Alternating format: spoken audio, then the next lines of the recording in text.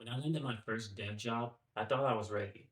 I put in the hours studying, building, and continuing to learn, and I thought I was finally done. But within weeks, reality hit. I was drowning in deadlines, juggling meetings, staring at a full Jira board, and second guessing everything I did. Then I realized something no tutorial ever teaches you, and that's being a developer isn't just about writing code.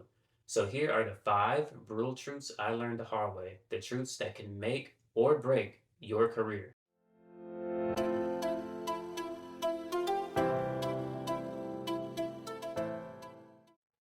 All right, first brutal truth. Results matter more than code. Stakeholders don't care about clean and elegant code. They care about the results. This was something I used to obsess over as I was constantly refactoring until I was convinced it was perfect. All just to make something a little bit cleaner. But here's the thing. If that code never deploys, or if it does and still doesn't solve the problem, it doesn't matter how pretty it is. Our value as a developer isn't in how clever or nice the code looks. It's in how much impact we create. I learned this the hard way on a feature I had worked before. I was working on a job and found a way to leverage an event-driven design and introduce recursion, all while still following the pre-existing design. I missed some of the requirements, but still managed to spend more time working on it than necessary. I finally pushed the changes and reviewed it with the feature lead, and his response was basically, "This is good, but we discussed using a different dependency, and this isn't exactly what we needed. It doesn't fully handle our use case."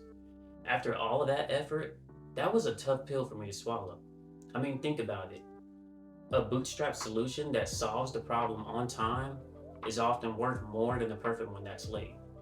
And just when I thought I finally had it figured out, that all I needed to do was keep delivering results, brutal truth hit me even harder. Not only do you have to deliver, you have to constantly adapt. I thought landing the job was the finish line, but it wasn't. It was the start of a long strategy game.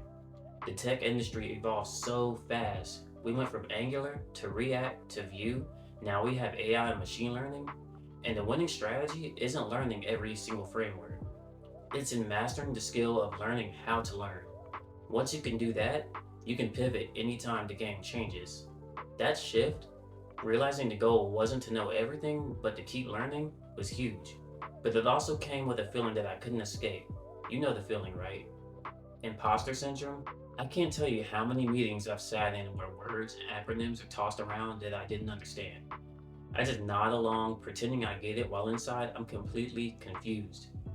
But I'd go right back to my desk and start Googling everything I didn't understand, so if someone asked me, I could sound like I understood. But here's the twist. When I finally admitted the same thing to another teammate, they laughed and basically felt the same way. And that person had more experience than me. And that's when it clicked. Imposter syndrome, it doesn't disappear. And it's not a sign that you don't belong, it's a sign that you're growing. And the trick is learning to move forward regardless of that feeling. And I'll tell you now, pushing through that takes a toll, which is why brutal truth number four isn't about time at all. As a developer, it's not really about time, it's about managing your energy. Some days are filled with back-to-back meetings, others are heads down days on story and defect fixes. And if you try to outwork the clock, you'll burn out.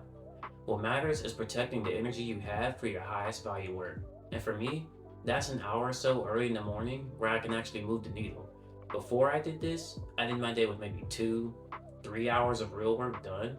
Now, I can get more done in two focused sprints before lunch than I did in a full day. So, it's less about squeezing the most out of the day and asking, when am I at my best, and making sure the most important work happens during that time. By the way, let me know when you get your best work done. Is it morning, afternoon? I'd like to know what works for you, so let me know in the comments. But even if you master your energy, there's still one brutal truth left, and it may or may not surprise you. In reality, the developers who move up aren't the ones who know everything. They're the ones who ask better questions, admit what they don't know, and bring the team together to get the job done. Just imagine a team of developers, one who's really smart and another who is humble. When you ask the first questions, they help but can be condescending and difficult to work with. They also work in isolation until they're asked for help. The other developer, they're actually pleasant to work with. They help mentor the others, which essentially builds the team up around them. In other words, Being the smartest can help make you the star player, but leadership, that's being the coach. The star player gets the accolades and recognition, but the coach, they're building the team. So in this situation, who would you want leading? The star player or the coach?